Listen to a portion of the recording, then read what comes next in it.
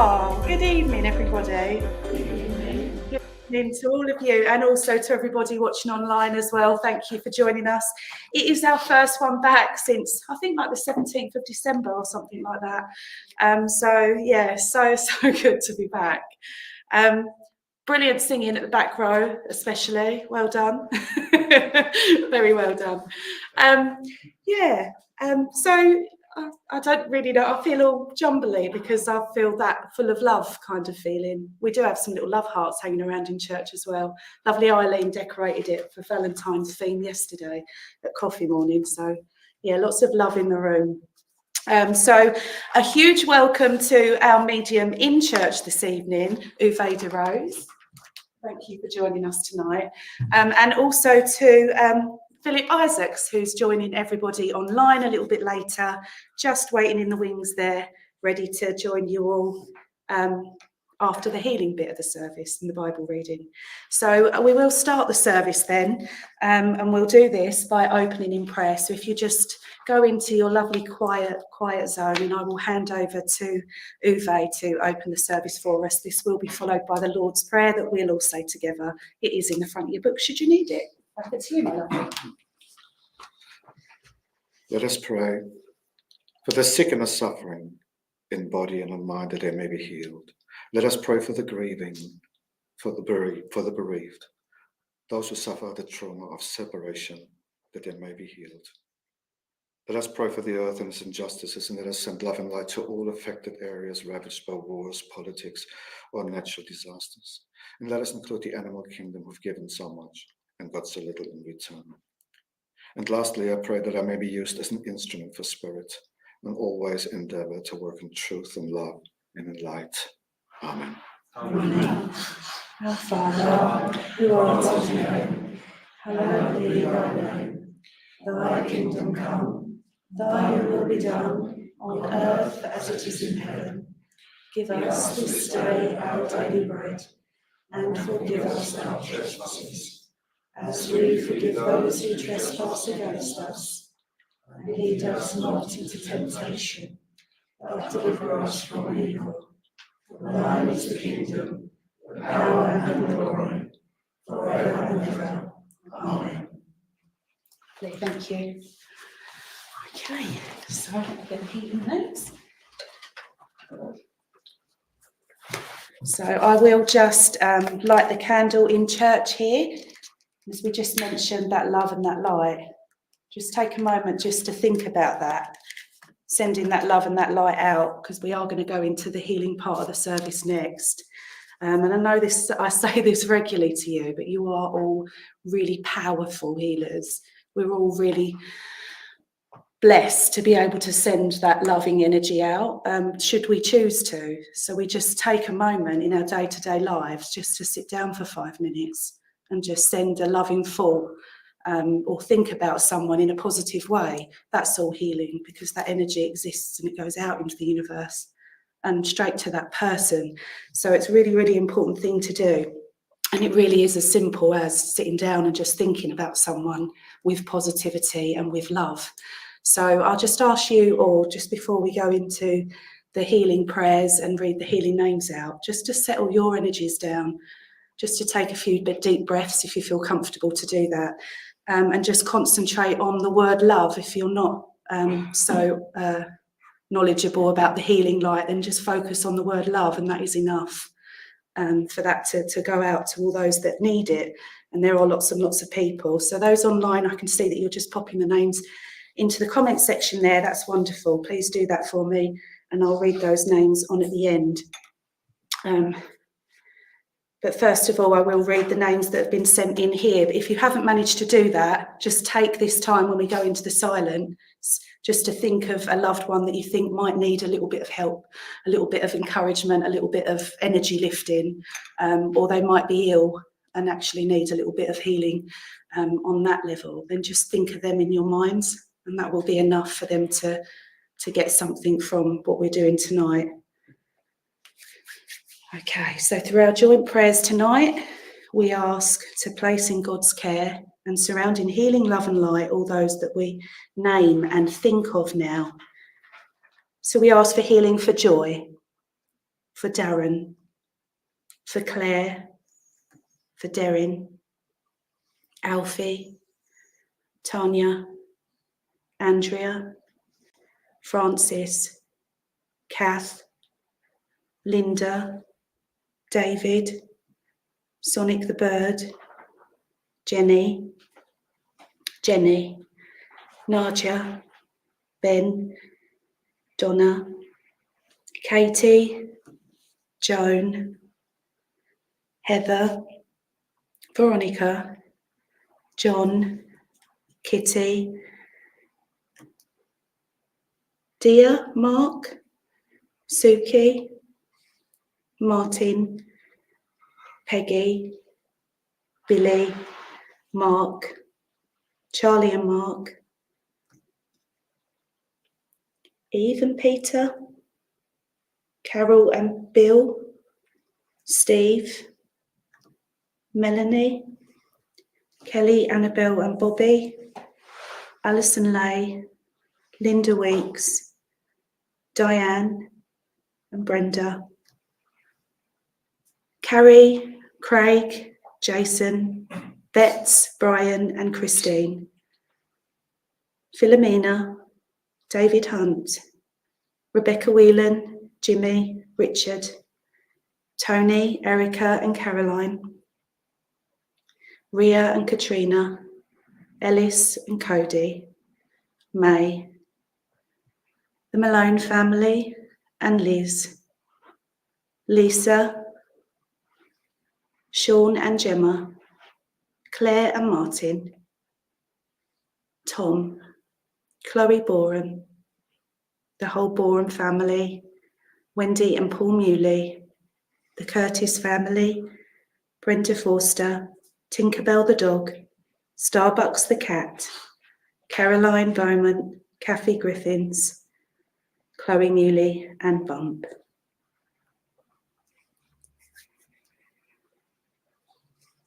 Dear Heavenly Father,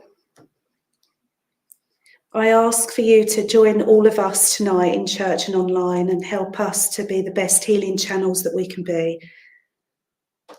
Please fill us with that beautiful Christ light from you as we send it out to all those in our minds and prayers now. We ask that they feel that healing energy surround them and that it helps them, whatever their need may be at this time. And of course, we also ask for that healing energy to reach the whole of our animal kingdom, the world of nature, our planet, and all those that are suffering this night. And we also ask that this healing energy please go directly to all those around the world that are in power, that are capable of making those big changes that we need for peace and for love.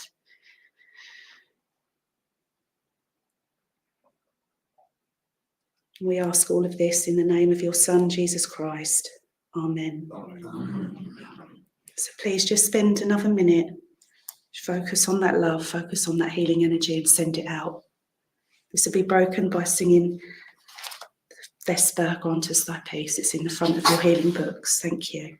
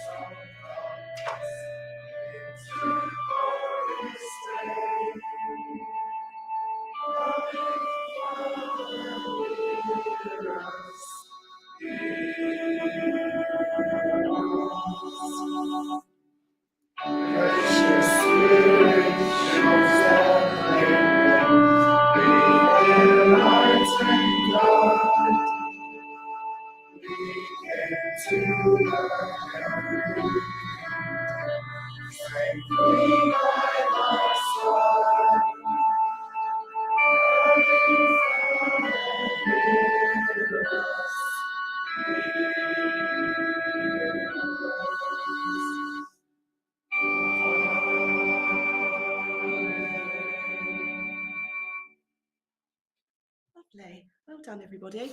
I will now hand over to Peter for this evening's Bible reading. Thank you.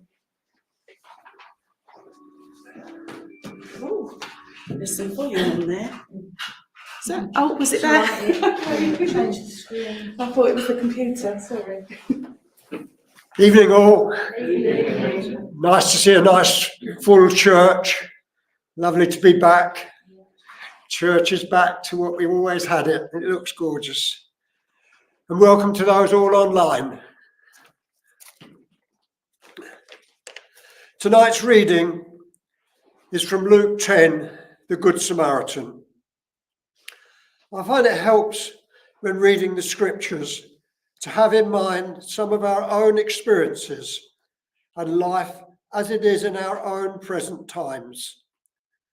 The story of the Good Samaritan is very clear, but I believe that Jesus' teaching is love thy neighbour, and it is very important the way Jesus has set up the scene. The story is of a truth that probably could and may still happen here today. When Jesus tells us a parable, every part of it is significant to the teaching. Seek and you will find. He chose three groups of people to cover all walks of life at that time. There were great divisions between people, Jews, Samaritans, Gentiles, etc., shown in other scriptures. Also, the church at the time was seriously challenging Christ Jesus' teachings, and no one wanted to get involved, as it may reflect on themselves and making unwanted demands on them. One might ponder why Jesus chose the Samaritan to represent brotherhood, love in his teachings. We can consider this again in another scripture when Jesus meets the Samaritan woman. The Samaritan's actions were immediate when he saw the man suffering. Without consideration for himself and his love for his neighbour, maybe reflects on God, is with us all. His love is so powerful. He always gives in abundance according to our need, irrespective of our past. God ensures all our needs are taken care of, then ensures our aftercare is everlasting.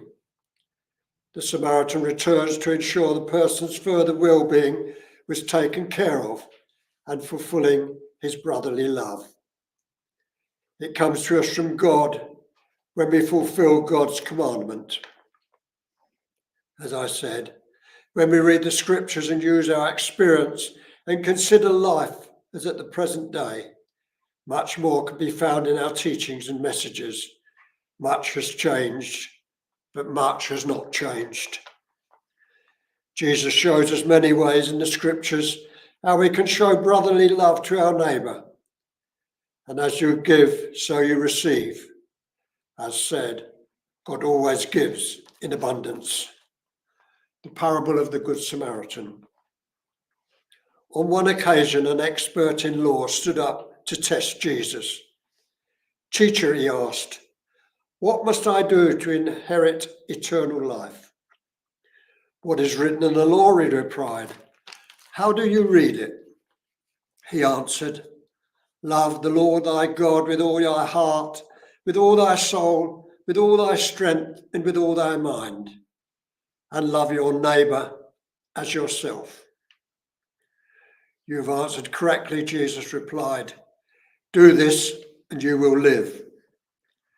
But he wanted to justify himself, so he asked Jesus, and who is my neighbour? In reply, Jesus said, a man was going down from Jerusalem to Jericho when he was attacked by robbers. They stripped him of his clothes, beat him, and went away, leaving him half dead.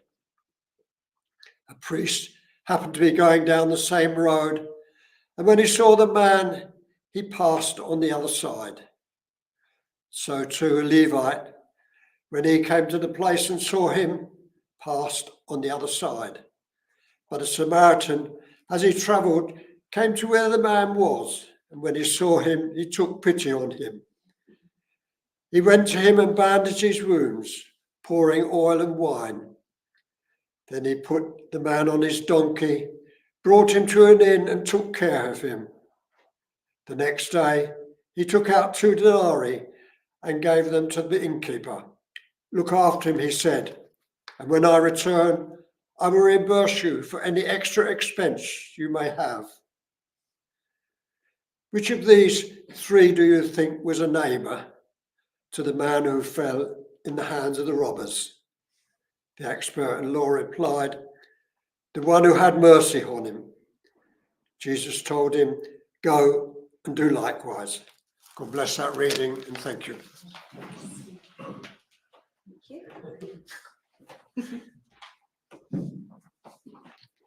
Lovely. Sure, we can all think of times where we've acted as the Good Samaritan. Keep doing the work. It's great. So this is the point where we say goodbye to everybody watching online. So we will hand you over to Rob and Philip. So have a lovely evening from all of us here in Thundersley. Good night. God bless.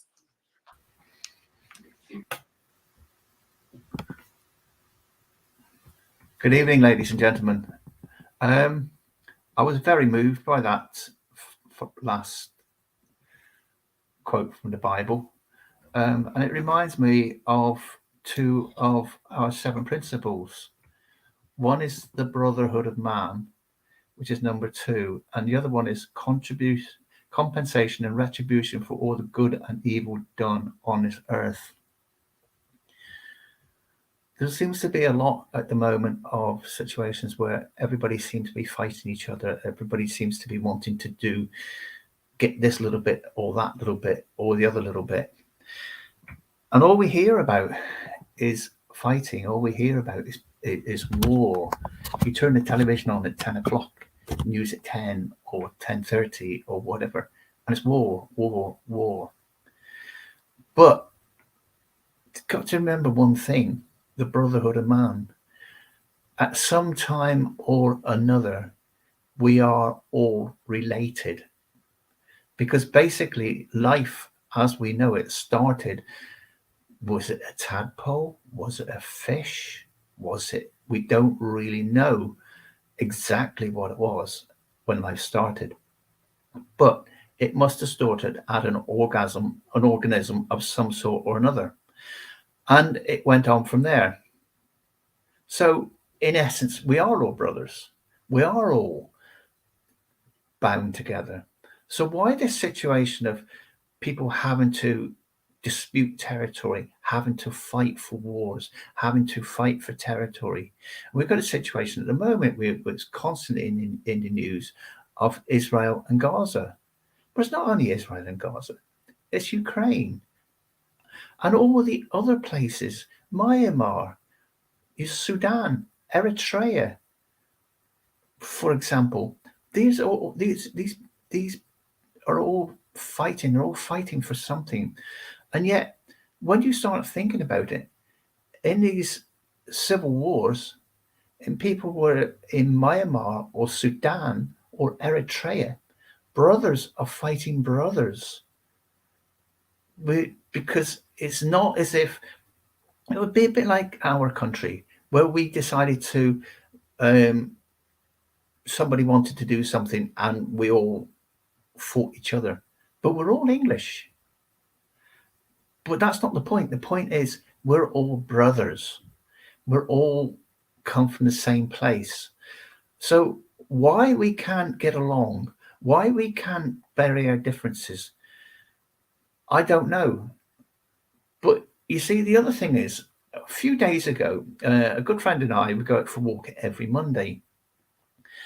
And part of our walk is through a graveyard. Now, you can think to yourself, okay, but whatever your aspirations, whatever you want to do, whatever you want to achieve in this world, whether you want to walk over somebody else, whether you want to plow over other people, whether you want to become a millionaire and be an absolutely awful person at the same time. I'm not saying millionaires are awful, but what I'm trying to say is this: at the end of the day, ladies and gentlemen, there's one place we're going to end up. You might be a millionaire, but when you go up to St. Peter and you say to him, "Hey mate, can I come through this the eye of a needle. I'm a millionaire, and the next person comes up and says, "Hey, mate, can I come to the eye of a needle? The eye of a needle? I've got nothing." It don't make any difference, because at the end of the day, you're still going to go through the eye of a needle, whether you're a millionaire or nothing. But you're going to go through with nothing, and that's a fact. Nothing. And you just, there's somewhere or another along, there's got to be a little bit of common sense. There's got to be a little bit of, common sense, because basically, if you look through the years, Julie and I have just been to a place called Creswell, and there's loads and loads of castles up there, and that's kings fighting each other or fighting for territory. But at the end of the day, they ended up in the graveyard somewhere or another. But that's not the point. The point is, we are going to end up there. But you see, the other thing is, our sixth principle, which is compensation and retribution for all the good and evil done on this earth. At some time or another, we've all heard the saying, he got it. He got what he's asking for. He was a nasty person on this earth, and it's just, people don't like him. I'll tell you a little story. There's somebody I know, and he's the most obnoxious, nasty person I've ever come across in my life. He hadn't got a good word for anyone. And when I say good word for anyone, I mean a good word for anyone. He was abusive to his wife. He was abusive to his children. He was abusive to everybody I know. Unfortunately, this man was very, very, very wealthy. So he had people buzzing around him, would put up all sorts of stuff. About 18 months ago, 2 years ago, he started complaining about he got pains in his stomach. It turned out that he couldn't eat his food anymore. He had to have it liquidized. Now, whether it's right or wrong, that's not the point. The point is, his wife would turn around and cook a meal, liquidize his meal, and eat her meal in front of him. And she would say to him, and he'd say to her, "Oh, I could give anything to eat that." About 9 months later, after that, he passed away with a stomach cancer. His funeral was unbelievable because virtually nobody turned up. But his wife asked several of us who knew him reasonably well, could you come, and could you come to his funeral? He said, "Yeah, okay, we would do," which we did. Now we go forward 2 years. His ashes are still at the undertaker's. Nobody, his wife, his children, his so-called friends, not interested. I spoke to his wife some time ago, and I said to him, "What's happening about so-and-so's ashes?" He's going to stay there. I'm not going to collect them. The kids aren't going to collect them. Nobody's going to collect them. I said, "Well, what happens if you get forced to?" She said, "Oh, if I'm forced to, I will. I'll pick them up and I'll throw them in the bin." So you wonder sometimes, these people who want to gain territory or abusive, these soldiers who march around with all the medals on the tunics or pips on the shoulders, who create these awful, disastrous things to their fellow countrymen, to other people. You wonder, first of all, what's going to happen to them when they pass away. But secondly, you also wonder why we need to fight, why we need to argue. We argue, yes. I mean, my beloved wife and I, we argue, but we've been 28 years together. So our arguments are few and far between. But that's not the point. The point is, we both recognize the fact that at some time or another, we're going to pass away. And isn't it easier to be nice to each other? Isn't it easier to be pleasant to each other? There's a situation not long ago when I was driving down the road, and this guy just pulled right in front of me and gets out and starts screaming at me, and I don't know why. That was the worst part of it. I don't know why. Now, I'm very, very placid. Well, I got out of the car and started screaming back, and Julia was saying, "Get in the car, get in the car, get in the car." But that situation could have got out of hand. That situation could have been, could have got right out of hand. But luckily, Julia, who's got a level head on her, pulled me back in the car. There are people who want to cause rows. There are people who are angry at life. There are people who are angry at everything. That's absolutely fine. If you want to be angry with people, be angry with people. But at the end of the day, does it do you any good? Does it really do you any good? Because that guy just got in his car. No, his pulse was red in the face anyway, but his pulse went up flying. His heart rate probably went up to 180, 190, whatever it was. He could have had a stroke. He could have had a heart attack. For what? Because he wanted to prove a point.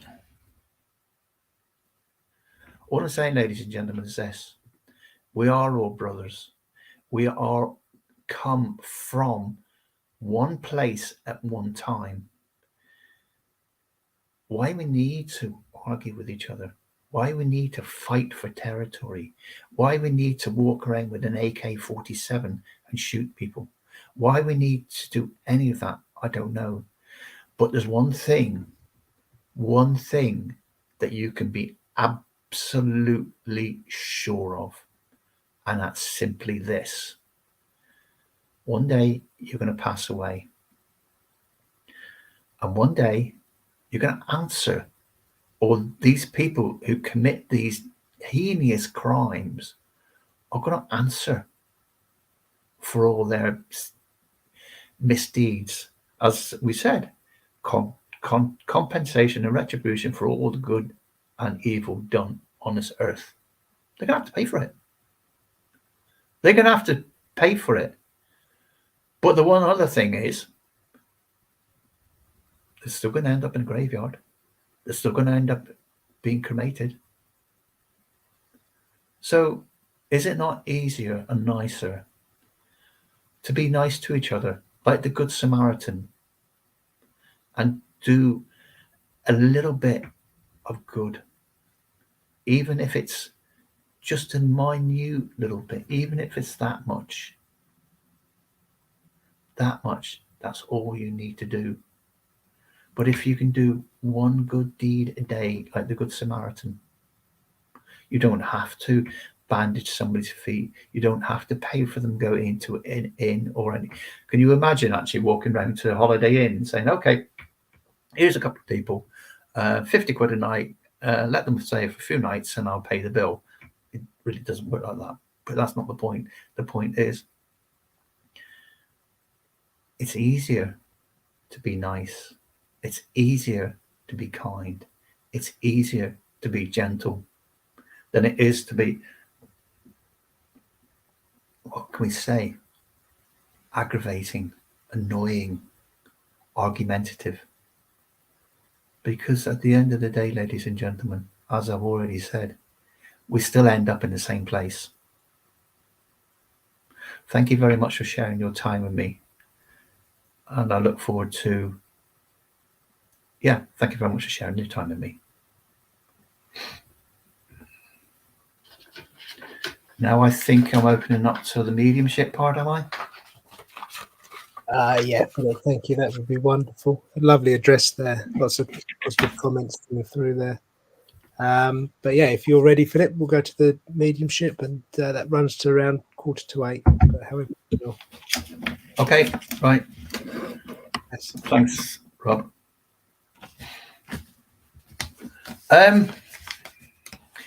I don't know why, but today I've been thinking, and I've had a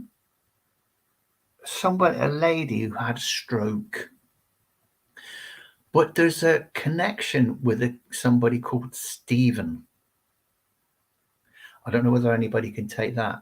But I've also had a gentleman who had a stroke, but he was the gentleman that had a stroke was and is a gentleman, very quiet, very considerate, very gentle. Can anybody take this? The lady who had a stroke, and there's a connection with Stephen, but I've also got the gentleman that had a stroke, and he was very, very calm. Now, let me tell you about the lady, and then perhaps we can pick something up on that. The lady was a very, very is a very, very capable lady. She was very precise in what she did. She liked to do things in a certain way. So, for example, when she laid a table, the knives and forks had to be in a certain way. The tablecloth had to be neat and tidy and clean. She wasn't one of these people that would turn around and make you wash your feet and walk on your hands. That wasn't it. But her house was a palace because she had known hard times. She knew difficult times. And she, as I said, she knew hard and difficult times. And she wanted to... so basically, what she's making me aware of is that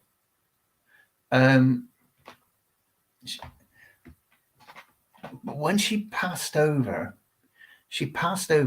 and she became very argumentative, very, very difficult, very, very difficult for people to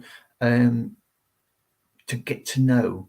And this is what she's come to say. She's come to apologize, because what she wants to say is simply this, that it wasn't her that was a situation. It was a situation she found herself in. She found herself being very, very frustrated. She found herself being very angry. She found herself being very argumentative because she was frustrated.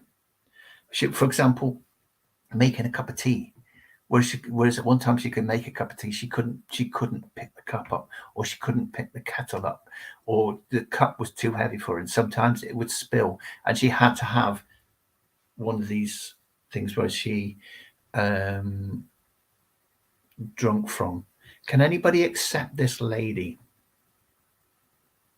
Right? No. And also the gentleman. It was on the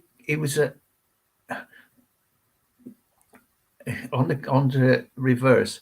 He could be a bit of a difficult person, but when he had his stroke, he realized that he was a difficult person, and he became very, very easygoing, very, very compliant.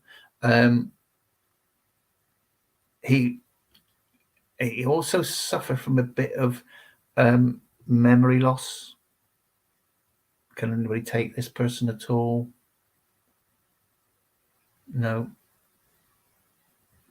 No.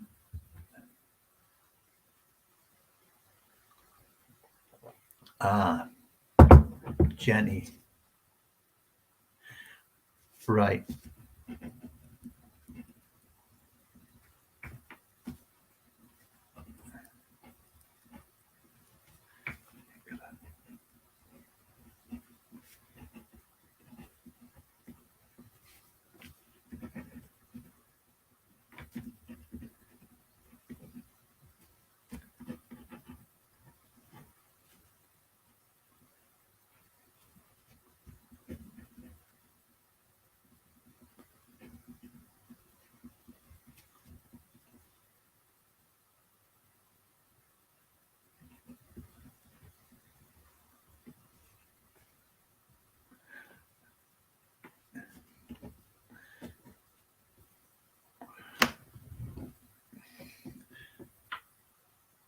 Can I come to Nicola? Yeah, hi. I think I'm with you. No, first of all, I want to come to Dawn Taylor for Dad.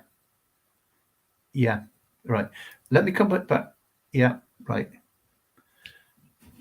I want to come to Dawn first of all, and then I want to come to Nicola. or I'll probably come to both of you at the same time. Dawn, do you understand it if I say to you, as I said, your dad was very, very easygoing. Sorry, start again, Phil. Dad was it wasn't the easiest of people to get on with. He liked things done in his own particular way. Very particular, very fussy, very, fussy. But not fussy in a, or just fussy, just like things done in a way. But do you understand if I say that he, not only that, but very, very, very thought in what I would call in boxes. Everything had to be, when he did something, he laid it out properly. So for example, if he was going to do a job, he'd get the screwdriver, he'd get the screws, he'd get the roll plugs, he'd get that's how he was. Because what he's making me aware of is that sometimes he can make life difficult for people. Sometimes he realized when he had his stroke that he was made life difficult for people and himself, because I don't say he thought of himself as an island, he didn't. But what he realized, what he's making me aware of, was when he passed, he suddenly realized that start again, Phil. When he had his stroke, he suddenly realized that he needed people more. And also when he needed people more, and he realized he had to rein his neck in. But do you understand it if I say to you, Mum was very, very easygoing, very, very, she put up with him. She said, "Oh, it's him," you know what I mean? Because basically that was Mum. Mum was very come day, go day. Mum would sort of just get on with life, whereas Dad always had to sort of have a moan about this, moan about that, moan about the other. And I don't mean that in a disrespectful way, but he liked to have a grouse about things. He liked to have a grouse about things.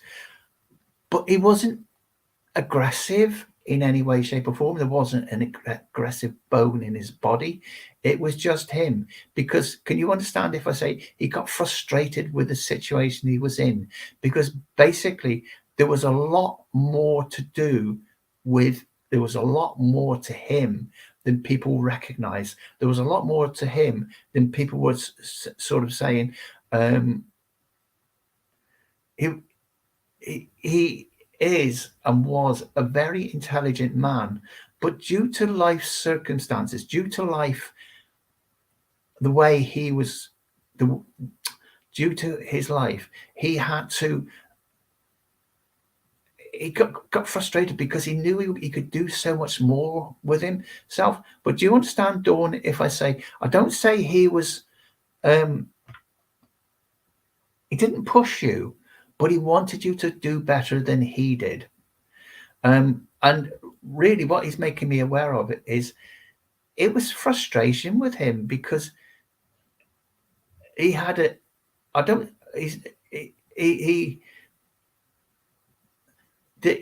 he had his job, which was very important to him. He's what's making me aware of is that he could do the job he could do it standing on his head with his eyes closed. But people were getting promoted above him and around him who didn't know what they were doing, and he got frustrated about that. But because of the way he was, because of the way he was, he got, what can I say? He wasn't a good diplomat for himself. Because if there was something to be said, he would say it, but he wouldn't say it in a roundabout fashion. He wouldn't say it in a fashion that was like gentle or kind or whatever like that. It was as it was, straight down the line, bang. And can you understand sometimes if people didn't like that? People liked the situation where they where there were people who would wrap things up more, put it into a bundle and make it more fuzzy, make it more of a warm, fuzzy thing than he was. Yeah, that's it. He wanted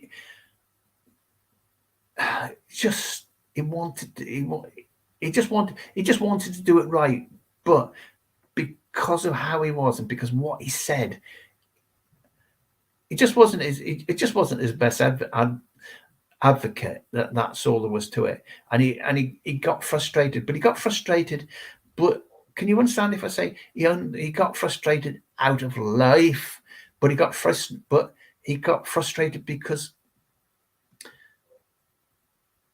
just he was the sort of person that would get frustrated anyway. And can you remember, I'm showing my age here now, can you remember Mr. Angry on Radio 1, Steve, right in the afternoon? Shows my age, doesn't it?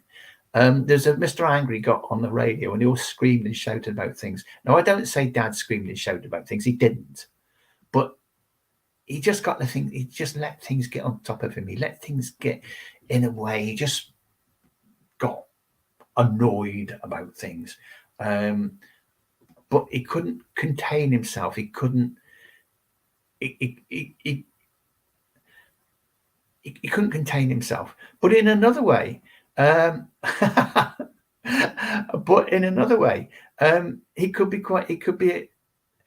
had infinite patience.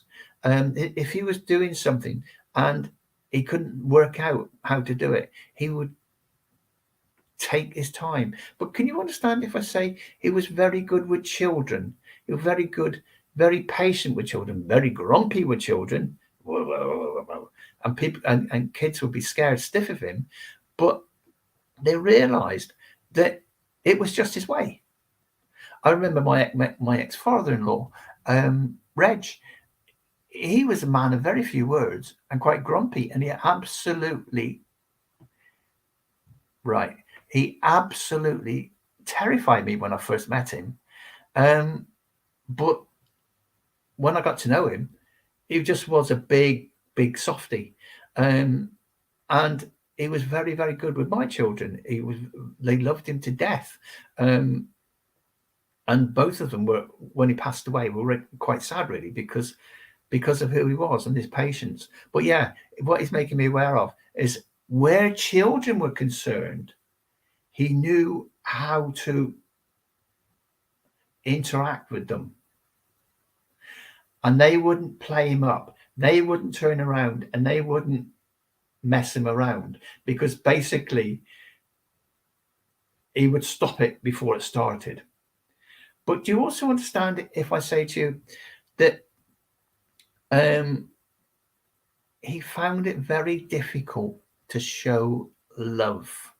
He showed love to your grandchildren or his children, not to you guys, but a generation after you. But do you understand if I say he didn't know how to be a father?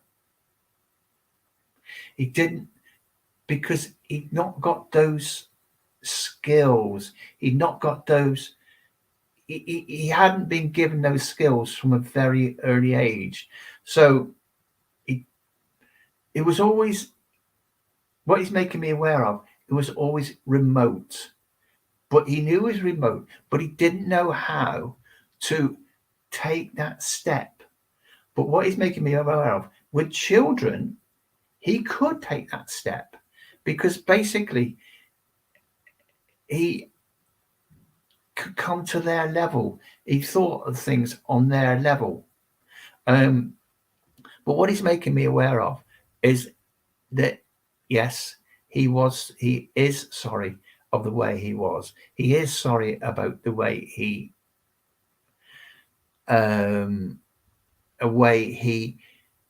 was when he was younger, but that was born out of frustration, anger, and the other most important thing is he didn't know how to put his hand out. He didn't know how to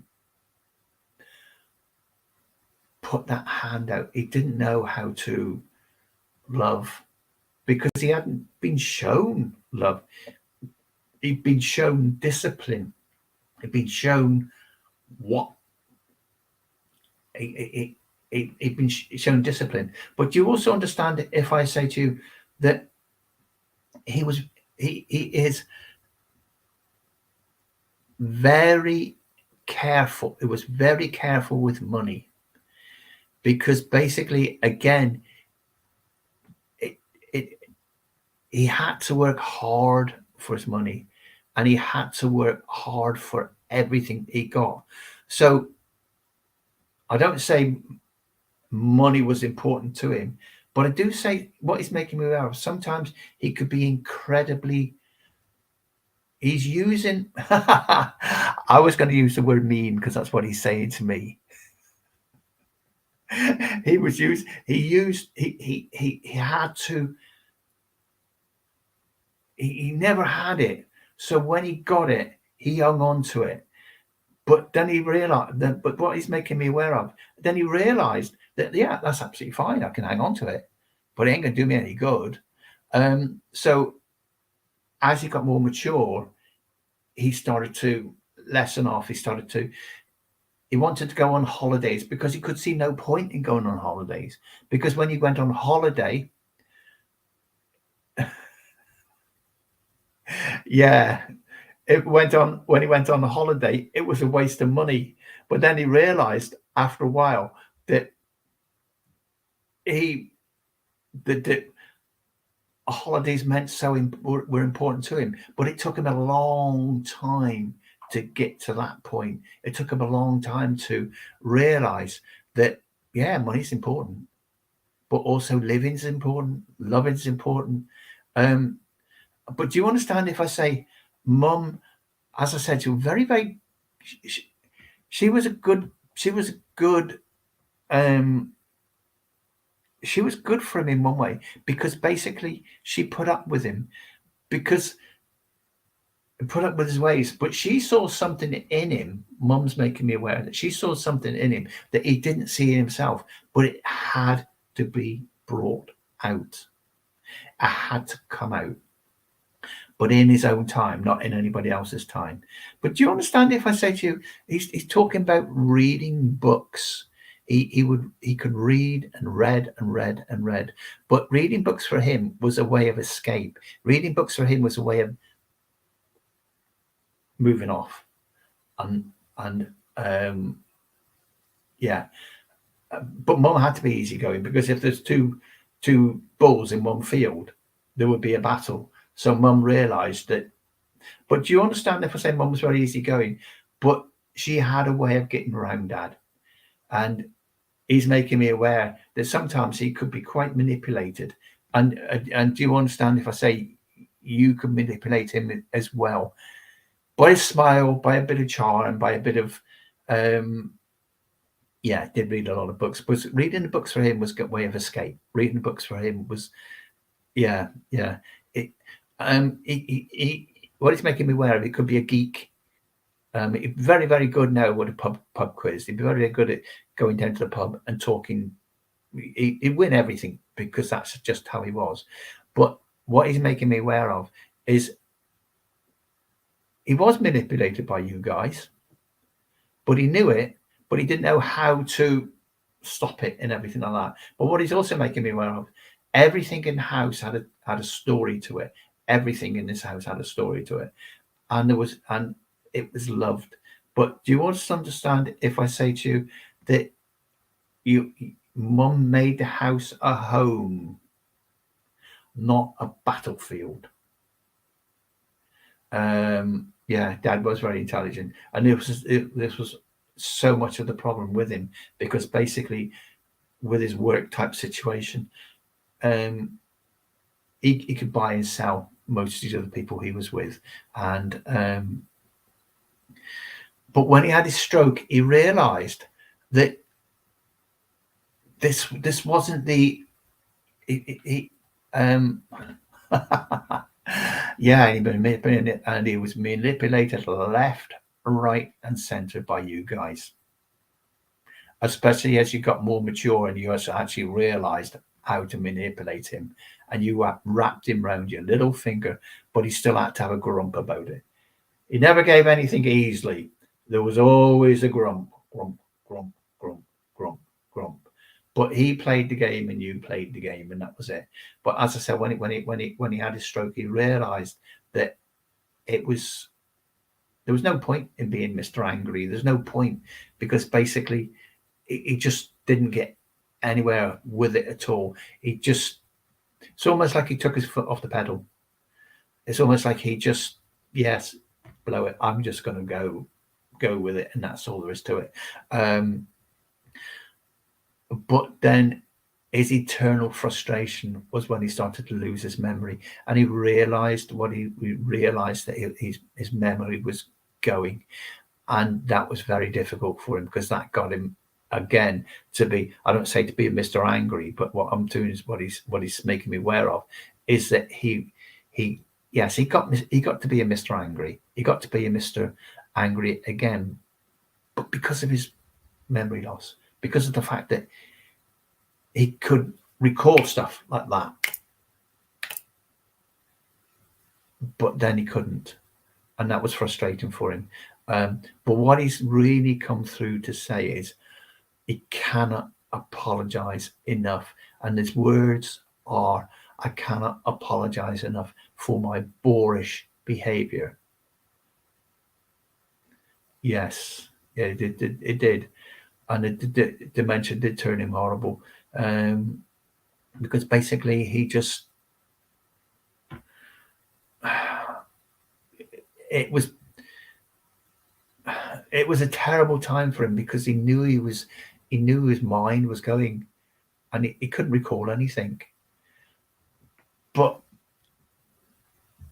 do you understand, Dorney, if I say to you, you were his favourite? What he's making me aware of, you were his favourite. I'm not saying that any of the other sisters weren't, but what I am saying is you were always his favourite. Or put it this way, you always got away with so much more than anybody else, because basically you could smile at him, and he knew what he's making me aware of. He knew that that smile was false. All you wanted was some money to go out, or all you wanted was to go out and spend a lot. Yeah, yes, he knew that was, he knew, but he could never say no to you. He could say no to your sisters, some reason or other, but he could never say no to you, because basically you always just get put on this. Yeah, he's using the word, without being disrespectful, Donnie, he's using the word devious, because basically he knew what you were going up. He knew what you were doing, and you knew what he was doing, and that was it.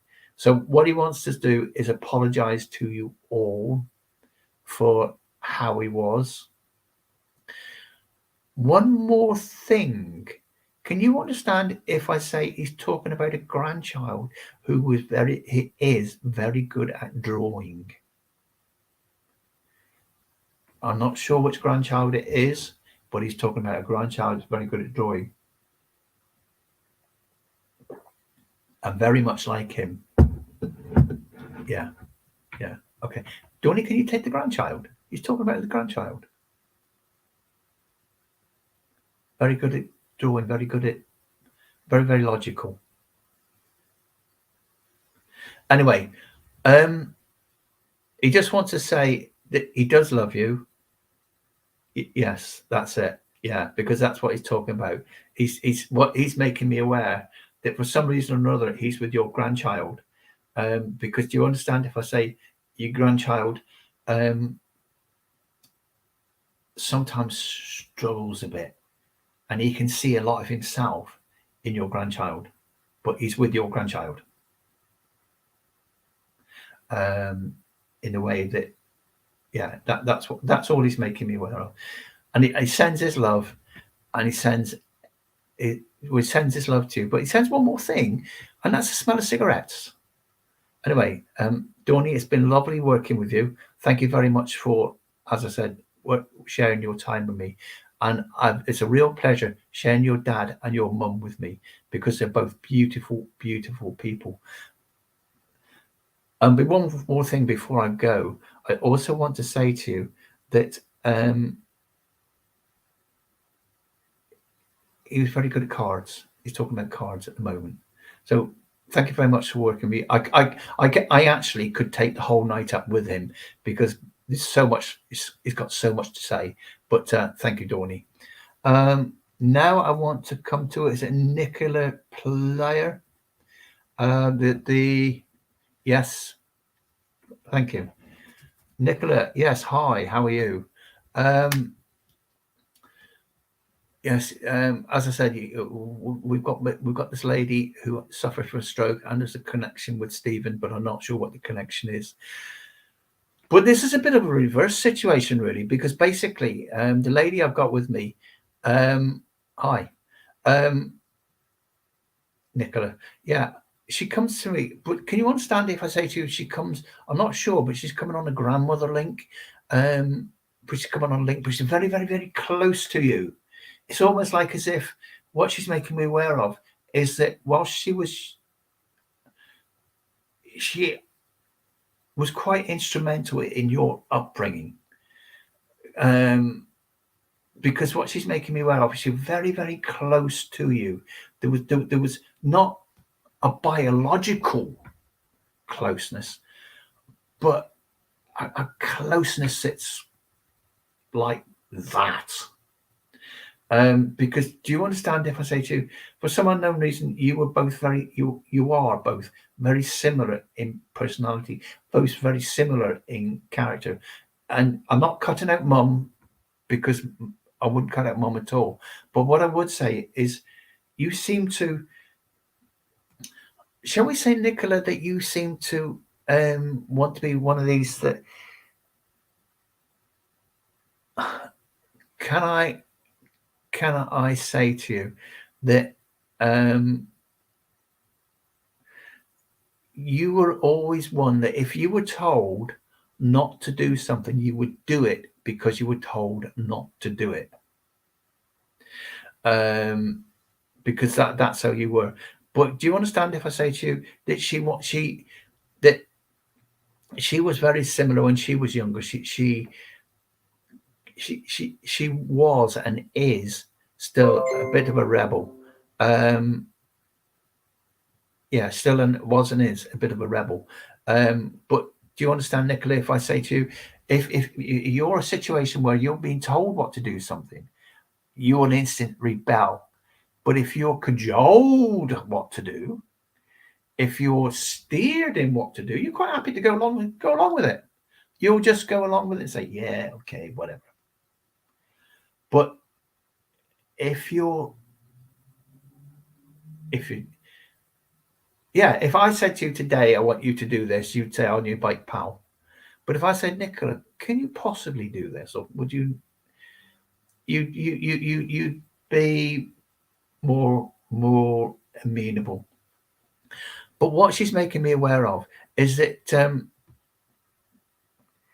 she is a very capable lady. She's capable. She could do anything.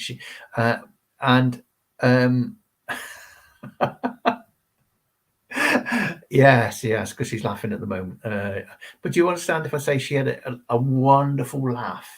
She laughed, but she laughed from here. But do you understand also if I give you a gentleman that would laugh from his stomach?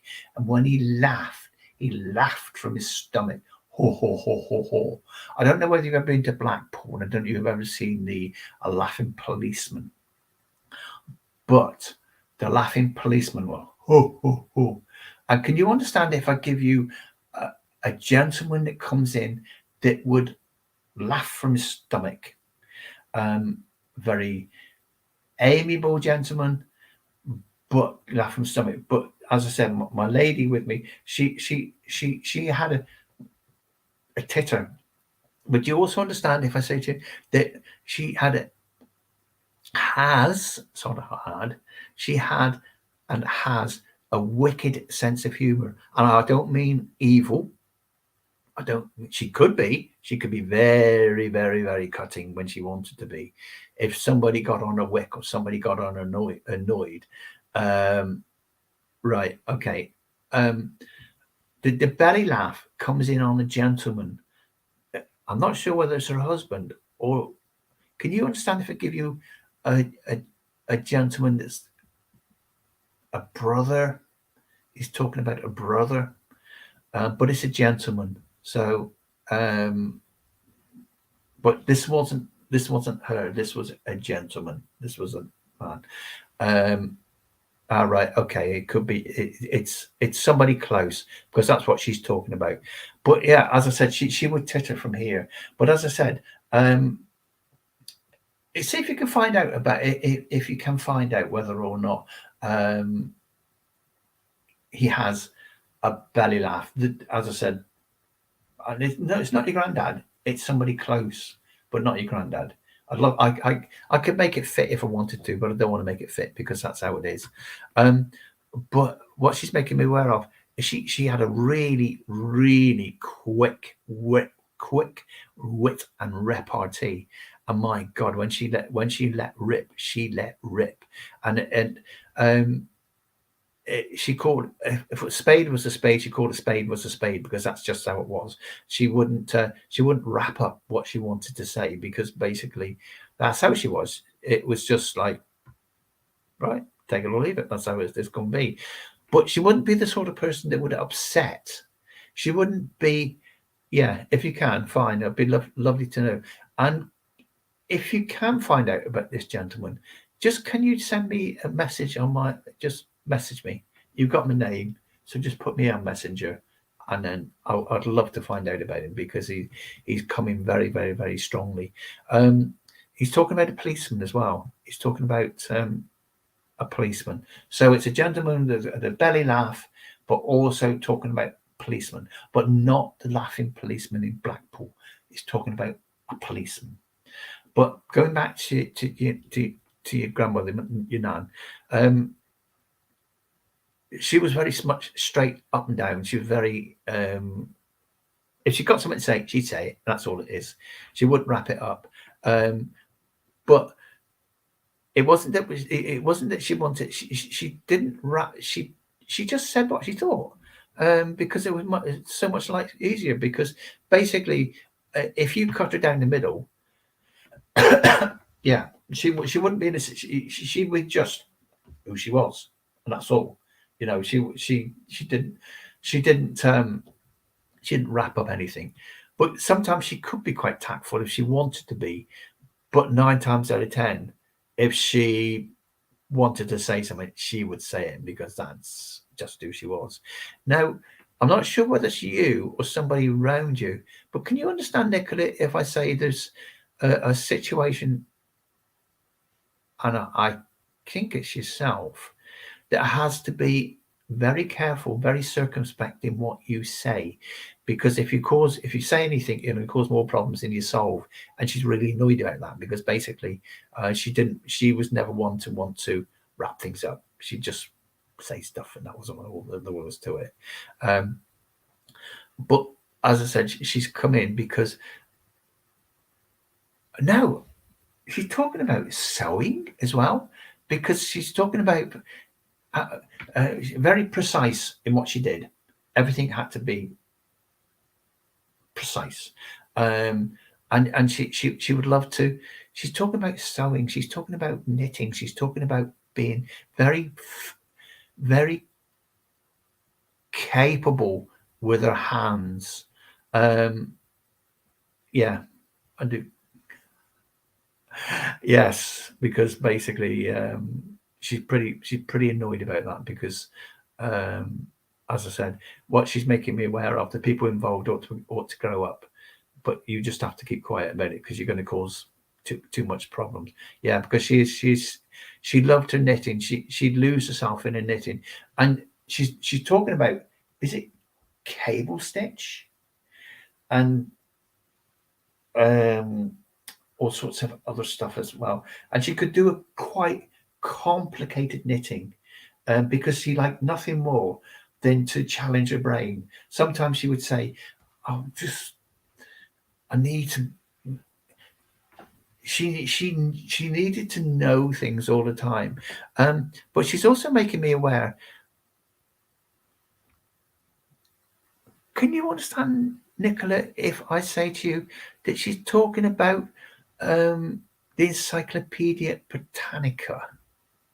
She's talking about having some encyclopedias that she would look things up. If she wanted to find something out, she would look stuff up. But yeah, in terms of her sewing, oh my goodness gracious me, she could really cable stitch. Cable stitch. She's talking about. Yeah. Because basically that's what she loved. She loved to challenge herself. She loved to be able to do something and look at it and talk about it. But do you understand also if I say she had a very rich voice? And when I say rich voice, it was like I can only describe a voice as rich. And when I say rich, I mean rich in a way of yes, yeah. That encyclopedia was so important to her because basically she like nowadays, I was just, before I started my service, I was just looking something up and I just went on to Google, just Google, and it gave me the answer. And yet she's saying there's nothing like looking stuff up and finding other stuff out at the same time, because that's how it was. But what she's also making me aware of is that she just, but do you also understand cooking? She loved cooking. She loved to be able to cook. But she was, what she's making me aware of is that she would, Nicola, before I start, can you understand if I say to you, are you getting stressed here? Yes, very well spoken, very precise, very what she spoke. Well, Nicola, are you doing this? Are you getting stressed here?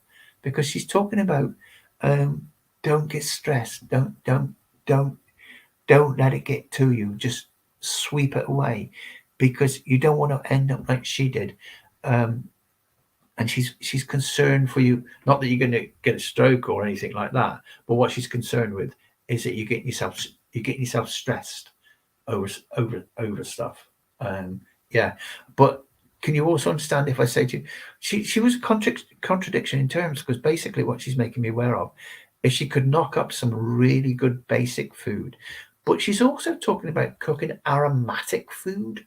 She's also talking about cooking curries or stuff like that were totally different to her, because she loved to try different foods out. She loved to try to try different things out, and in different things. Yes, yeah, because basically she wanted to see how things worked and try this with this and this with this, but she wouldn't follow what she was told in a book.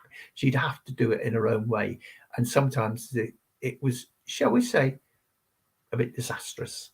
But do you understand if I say, Nicola, you are a very good cook as well? You're very good at you're a very good basic cook, but also when you put your mind to it, you can really knock some really good stuff up.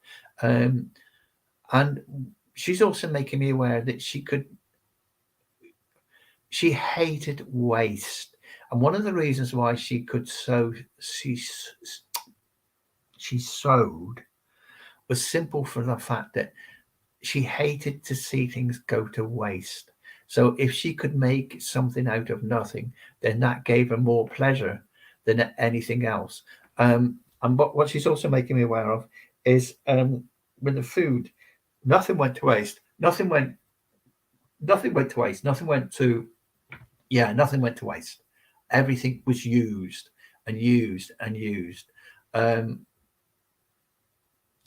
Very right. Now, Nicola, is there somebody? Yeah, she would do, because basically she hated waste. She hated to see anything wasted. Nicola, is this you or is this somebody else? But she's talking about somebody close to you who's quite an adventurous cook. But she's talking about a young man who's quite an adventurous cook. I'm not sure why she's talking about this, but she's talking about somebody who would come in. But do you also understand if I say to you, she's talking about a young man she's very proud of, because basically he's gone on to achieve a lot.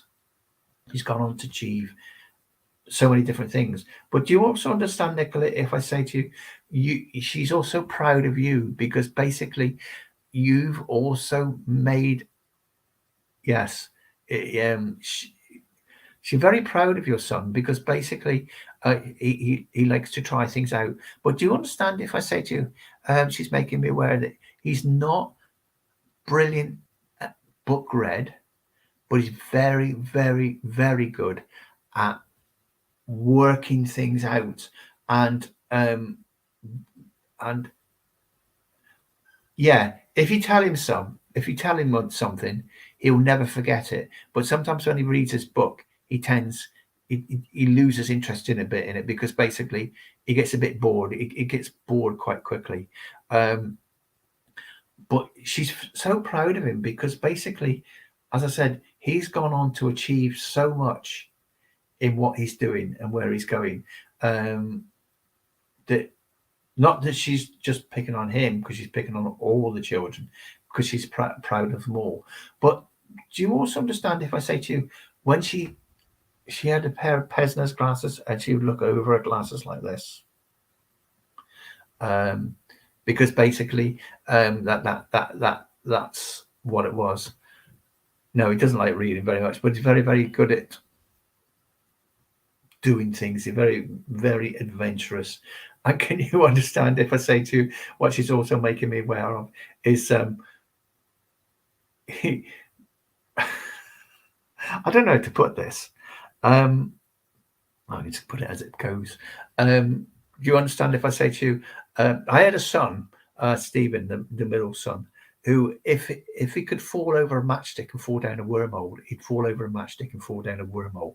And do you understand if I say to you, I don't say your son was accident prone, but I do say if anything was going to happen to anybody, it would always going to be to him, because he was the one who just how it was, just how it was, and how he did it. It was just, I can't say anything other than that. But she's proud of, as I said, she's proud of him, but she's also proud of all your children. Yeah. He's got like big feet, but he ain't got big feet, but he's got big feet. And if it, as I said, if there was something to fall over, he'd fall over it, because that's just. Steve was exactly the same. I've got 3 boys. Ralph never did anything wrong. I don't say he's Mr. Goody Two Shoes, but I'd say he would just have. Dan was always good. But Steve, if there was a bike to fall over, if there was something to happen, if there was brambles to fall in, if there was a stream to fall in, if there was something, a tree that he would climb and branch would break, it was always Steve. He got to stand it. Steve, when he was younger, had a standing order with the hospital or the doctors. He would just take him quite often. But yeah, he's making me aware. She's making me aware that he was, yeah. He was who, but do you understand also if I say that he's a very gentle person, very kindly person, and I don't know whether I know him or don't know him, but Nicola, do you understand if I say to you that he understands about spiritualism? I'm not sure he's talked about spiritualism, but do you understand it if I say to you he's very sensitive? And I don't know him, but I get the feeling that somewhere along the line, he understands about people. He understands about people who parted. Start listening to him. Start asking him questions, because that's what she's making me aware of. But you see what it is, as a medium, you very often can pick. I used to work at Tesco as a till check. I retired and I got bored out of my brain, and I was a till chick for a while. Yeah, and yes, yeah, because what she's making me aware of is he has a gift. He has a gift of being able to, understand and follow spiritualism. But what I would say as a medium myself, I don't know what part of the country you live in, but what I would say is ask him to go on to any Zoom or any Zooms or anything like that. There's a very good circle run by a lady called Lorraine Williams, Heavens Above or something it's called, and she runs a very good circle. Encourage him to go onto a circle, because where you learn your rite of passage at a circle, you learn your skills at a circle. But yeah, she's making me aware that he has got a gift, and that's all I can say. It's up to him whether he uses the gift or not. But he has. Now, can you understand if I say she's talking about somebody who? That's fine. Yeah. Right. Okay. That's fine. And don't get him on a circle at the moment, for God's sake. No, he's far too young at the moment. Far too young. I don't know why, but I was thinking about 18 or something like that. But yeah, far too young at the moment to even try to do anything with it. But he will get called. He will. Sometimes there's like an inevitability. I can remember when I was about 11 or 12, I used to live in a little village, and I walking through the village, and I walked past a cenotaph, and I was aware of the soldiers on the cenotaph. That was my first spiritual experience, and I'll never ever forget it. I remember going home to my mum and saying about it. My mum was a very, very converted Christian. Oh my God, there was hell up, absolute hell up. But that was my first experience, and I'm sure your son in years to come will turn around and say, "Oh yeah, so and so, so and so, so and so, so and so." But at the yeah, okay, that's absolutely fine. But all I want to say to you is, she's coming to apologize for how she reacted, because basically what she's making me aware of is that it was born out of sheer frustration, sheer anger, sheer not being able to pick up a cup and not being able to drink a cup of tea, not being able to make a cup of tea. And it wasn't the big things. She could get away. She didn't mind about the sewing. She didn't mind about the knitting. She didn't mind about anything like that. But it was the small things. It was the small things of being able to make a cup of tea, or to be able to sit down and eat a meal properly, cook the meal and eat the meal, because her mind was telling her the one thing, but her body was telling her something totally different. And this is why she got angry. This is why she got annoyed. But this is why she's coming to apologize, and she cannot apologize enough, because she made life difficult for everyone. And it was yeah I understand that exactly, because basically it was frustration, it was anger, and that's what she's saying, frustration and anger at being told what to do by sheer lips of girls who didn't understand. She had certain ones that she could that got on well with her, but the ones that angered her, the ones that got frustrated her, she could be quite vicious to them. And what she's making me aware of is that wasn't her. and she cannot apologize enough about the way that she acted. And that's all she's saying. She cannot apologize enough about the way she acted. But she's offered me chocolate. She's offered me chocolate. Now, I'm not sure what this means, but she's offered me chocolate, and it's like peacekeeping. It's like her trying to say, I'm sorry in one way, but in another way, she wants to give you something, and she's given you chocolate. Now, one more thing before I go. Can you understand if your husband, her husband, not yours, her husband, used to love caramels? Because she's talking about, yeah, she loved the sweets. But do you understand if I say her husband used to love caramels? Because she's talking about caramels as well. She's talking about arguments about caramels, and he would always pinch her caramels, and she got annoyed with him. And when she got annoyed, my God, yeah, right, okay. But I don't know why he's talking about caramels.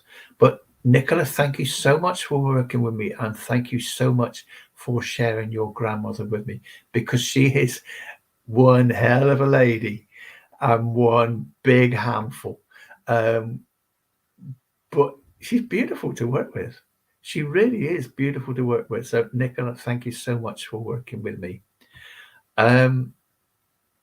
So thank you, everybody, for sharing your time with me. I know I've only gone to two of you, but it's been a real pleasure working with you. And yeah, I cannot say thank you enough. And I wish you a good week. I love you all. Oh, thank you, Philip. Really appreciate that. Lovely evening. We do have Frank's animal cards to come, just 10 minutes there. Then can we come back to you for a closing prayer? Is that all right? Of course. Oh, I love the cards. The animal cards, yeah, something for the week ahead. It's a nice way to end. Yeah. Oh, I love them. Let's see what we've got then. Right.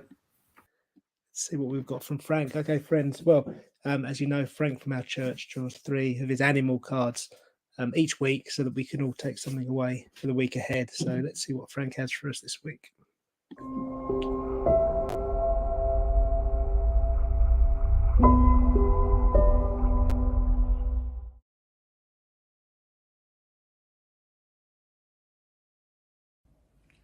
Good evening.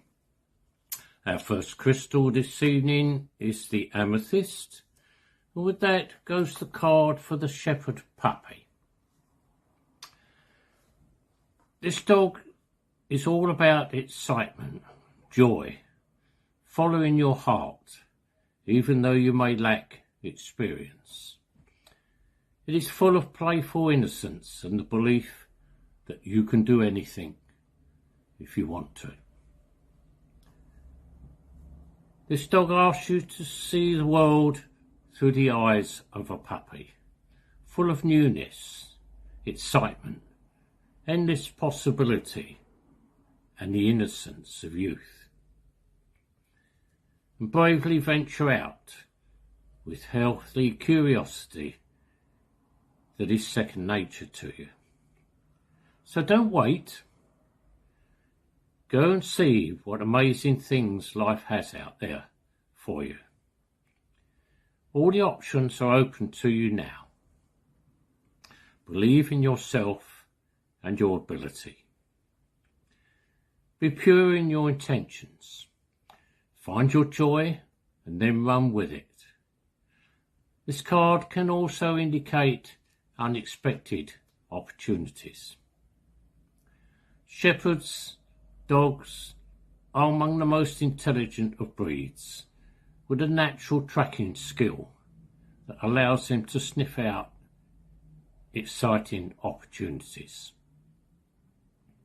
They can shepherd situations and people and animals towards a common goal, and it doesn't matter if they don't know how they're going to achieve this. because they'll figure it out somehow. They are very quick learners. These dogs want you to follow their lead and their example. If you just trust in the divine and trust in yourself and believe in yourself and do your best to make life fun, then like it does for the puppy, the rest will follow in due course.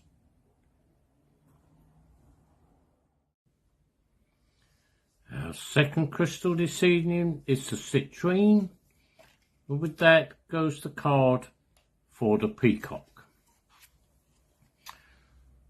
The peacock is a symbol of immortality and rejuvenation, and the confidence to move on, about birth and rebirth, and starting things afresh. It says endings can be challenging, or they can be exhilarating. The saying, when one door closes, another one opens, is very much in line with the thinking of this card. It says, closing the door you are experiencing is difficult, but look for another door to open for you. The opportunity is being provided for you to rejuvenate and move on. Bring in fresh air and grow into something more. Your angels will lead you to a more joyful life. If the ending that has presented itself is something you've been hoping for, like the end of a project or journey, then celebrate that. Endings always lead to new beginnings, and this is central to the symbolisation of this card. It is a bird often associated with the phoenix that rises from the ashes to live again. The peacock has long been a symbol of resurrection and a bird of self-confidence and inspiration. So it says, let go, move on, embrace the changes that are around you, and know they will bring blessings to you, even if you can't see them right now.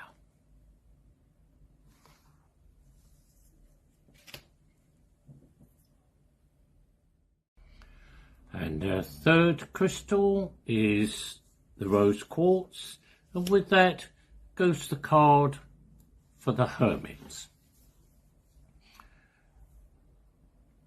Now the hermit is one of the most misunderstood cards. Understandably, we think it means being alone, and sometimes it does. More often though, it reflects an inward journey of exploration and discovery. It's true that spiritual inspiration frequently comes from meditation and the enjoyment of peaceful solitude. But just as often it comes through learning from an enlightened teacher or mentor. The imagery of this card gives the appearance that the hermit is alone on top of the mountain. In reality, he's holding up his lamp so that many others climbing that mountain can find him and the enlightenment that he offers them. For this reason, we also have the firefly on this card. The firefly represents light within and flashes of spiritual insight and inspiration, and is the perfect symbol for this card's message.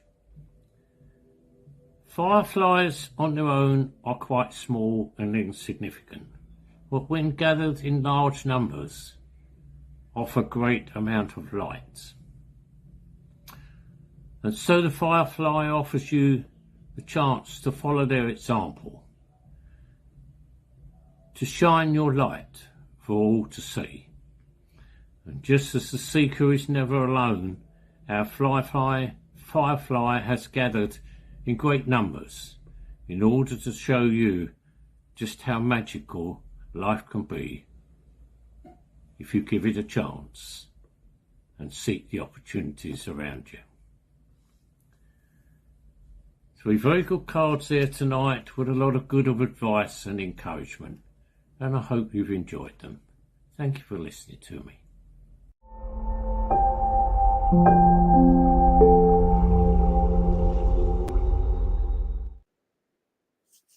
Lovely. Thank you, Frank. All right, friends. Well, let's bring tonight's service to a close. We'll go back to Philip for a closing prayer, and then I'll play out the closing vesper as usual. Thanks, Philip. Right. First of all, thank you, Frank, for those wonderful readings. Part of my trip to Thundersley Christian Spiritualist Church is listening to your readings, because they are very often inspirational. Now to prayer. Heavenly Father, we thank you for being with us tonight to prove that the two worlds do exist. At the moment, the world is in a little bit of a strange flux, and a lot of people are suffering one way or another. A lot of people feel alone. A lot of people feel disowned. A lot of people feel disenfranchised. But if you're out and you see somebody and they look a bit down in the mouth or a little bit glum, give them a smile, give them a wave, just a brief acknowledgement. Hi, that's all it needs to be. Because you don't know where they are. And that brief acknowledgement, that little smile, that little wave, that little something could make so much difference to so many different people. But ladies and gentlemen, whatever you do, do it with love, because love makes the world go round. Amen.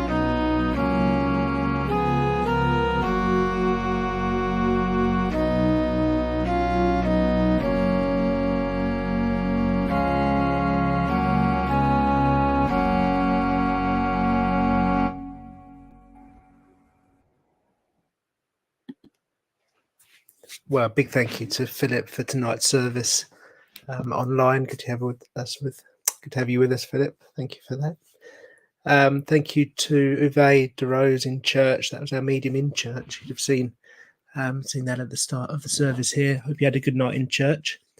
Thank you to Donna for chairing in church. Thank you to Peter for the Bible reading.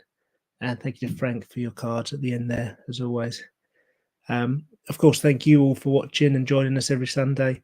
We really appreciate that. And I hope you have a great week ahead, and hope you can join us again next Sunday at 6:30 again. Good night, everyone.